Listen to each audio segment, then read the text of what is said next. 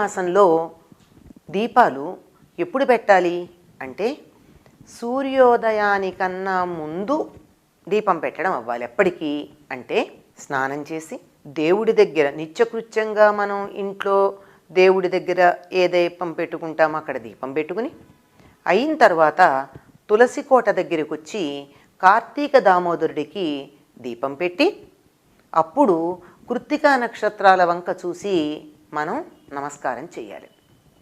ఈ కృత్తికా నక్షత్రాల సమయానికి ఆకాశంలో మనకి తూర్పు దిక్కున కనపడుతూనే ఉంటాయి. వీటిని గొరకొయ్యలు అనే పేరుతో మన వాళ్ళు పిలుస్తూ ఉంటారు. 6 నక్షత్రాల యొక్క సముదాయం ఈ కృత్తికలు.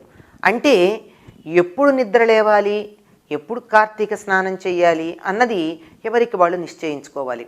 ఎంత వేగంగా ఎంత త్వరగా మనం ఈ పని చేయగలమో అన్న దాన్ని బట్టి ఉంటుంది. అంటే